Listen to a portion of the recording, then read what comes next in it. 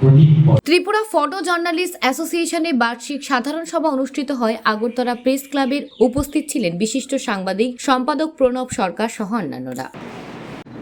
Photo journalist association প্রশস্ত করবে।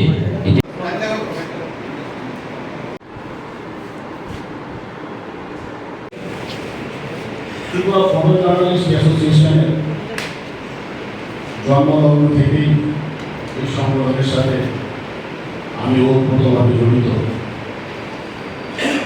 প্রত্যেকটা নির্বাচনে আমি সংগঠনের রিটার্নিং অফিসার থাকি। প্রত্যেকটা সম্মেলনে আমি আসা শুরু করে আমাকে আমন্ত্রণ জানানো হয়।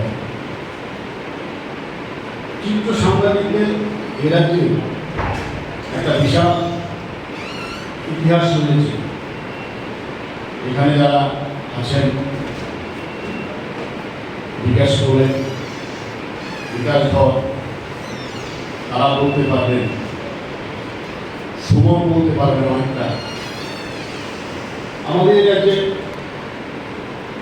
একজন বিশ্বখ্যাত চিত্র সাংবাদিক ছিলেন পুষ্পেন্দু। ওনার রহস্যজনক যে অন্তর্ধান, এটা আজকেও উন্মোচিত হয়নি। আমাদের অত্যন্ত প্রিয় চিত্র সাংবাদিক ছিলেন বুদ্ধগুপ্ত, প্রয়াত হয়েছেন। এটাই রাজ্যের পক্ষে চিত্র সাংবাদিকদের পক্ষে বিশাল ক্ষতি। চিত্র সাংবাদিকদের সংখ্যা একসময় খুবই কম ছিল, যেটা বিকাশবাবু বলেছেন যে কমিটি গঠন করাই কষ্ট হতো। আজকে চিত্র সাংবাদিকদের সংখ্যা অনেক বেড়ে গেছে। আপনাদের যে লড়াই, আপনাদের যে পরিশ্রম, রোদ বৃষ্টি শীত, আপনাদের ফিল্ডে যেতেই হয়। যারা সাংবাদিকরা আছেন তারা হয়তো ফিল্ডে না গিয়েও নিউজ করতে পারে।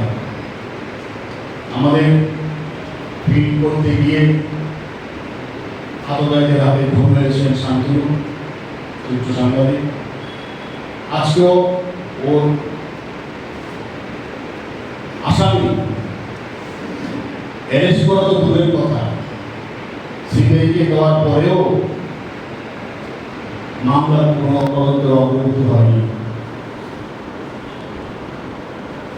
একইভাবে সুদীপ দত্তভূমি, তার মামলায় কয়েকজন অ্যারেস্ট হলেও তারাও আজকে জামিন পেয়ে গেছে। দুর্ভাগ্য আমাদের যে লড়াই, অতীতের যে লড়াইয়ের প্রথম সারিতে যারা থাকে চিত্র সাংবাদিকরা, তাদের লড়াইকে কোনোভাবেই ভুললে চলবে না। তাদের লড়াইকে ছোট করলে চলবে না। তাদের লড়াইকে কুলরিট জানাতে হবে। কারণ এক সময় চিত্র সাংবাদিকদের সুযোগ কম ছিল এ রাজ্যে। বৈদ্যুতিক চ্যানেল আসার পর, মিডিয়ার সংখ্যা বাড়ার পর চিত্র সাংবাদিকদের সংখ্যা অনেক বেড়ে গেছে। এখন চিত্র সাংবাদিকরাই আমাদের মূল চালিকা শক্তি। আমি চিত্র সাংবাদিকদের একটা কথাই বলবো, যে আপনাদের মধ্যে ইউনিটি বজায় রাখবেন, সততা বজায় রাখবেন। আমরা দেখেছি করোনা কালেও একজন চিত্র সাংবাদিক আমাদের জনজাতি ভাই মারা গেছে। আমরা ওর শোক সভা করতে পারিনি, কারণ তখন সরকারি আদেশে ক্লাব বন্ধ ছিল দীর্ঘ সময়, প্রায় 1 বছর কালীন সময়। তারপরে যখন ক্লাব করলো, বললো যে 25 জনের বেশি করা যাবে না, 10 জনের বেশি করা যাবে না, গাইডলাইন মেনে আমরা করোনাকালের সময় যাদের মৃত্যু হয়েছে তাদের শোকসভা করতে পারিনি। আমরা এটা আমাদের সম্পাদকীয় প্রতিবেদনে প্রস্তাবে উল্লেখ করেছিলাম। আমি চিত্র সাংবাদিকদের সাথে প্রথম দিন থেকে যেভাবে আছি, আমি শেষ দিন পর্যন্ত তাদের সাথে একইভাবে থাকবো। ওদের জন্য অনেক ধর্ণা দিয়েছি, হেডকোয়ার্টার সামনে বসেছি। যখন ওনারা আক্রান্ত হয়েছে আমি বারবার ছুটে গেছি। শুধু এখানে না, সারা রাজ্যে যেখানে আক্রান্ত হয় এখানে আমি ছুটে যাই। আমাকে ওনারা ফোন করে, আমি ছুটে যাই, কারণ আক্রান্তের সংখ্যা চিত্র সাংবাদিকটাই বেশি, ওনারা ফিরতে থাকে। সমরেশ ক্লাব থেকে যাচ্ছিলেন, অ্যাক্সিডেন্টে মারা গেছে।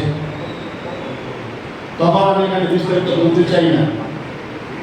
আমি একটা পদক্ষেপ চিত্র সাংবাদিকের আবেগের দিকে, তাদের মুখের কথা ভাষা বুঝে আমি একটা সিদ্ধান্ত নিয়েছিলাম।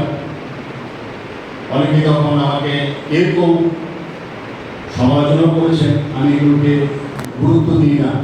কারণ আমি মনে করি আমার চিত্র সাংবাদিক ভাইরাই আমার শেষ কথা।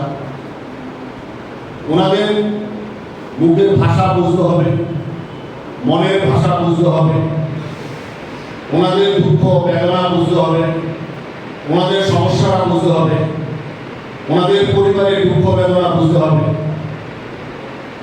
এবং এমন চিত্র সাংবাদিক আছেন যারা প্রয়াত হয়েছে, তাদের পরিবারের সাথে আজকেও আমার যোগাযোগ আছে। এখনো পরিবারের কোনো সমস্যা হলে ওনারা আমার কাছে আসেন, অন্যরা কেউ খবরই রাখেন না। আমি এটা রাখবো, আমি এটা চালিয়ে যাব।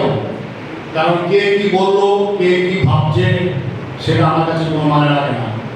আমার কাছে সবচেয়ে বেশি আগে চিত্র সাংবাদিক ভাইরাই আছেন। সাংবাদিক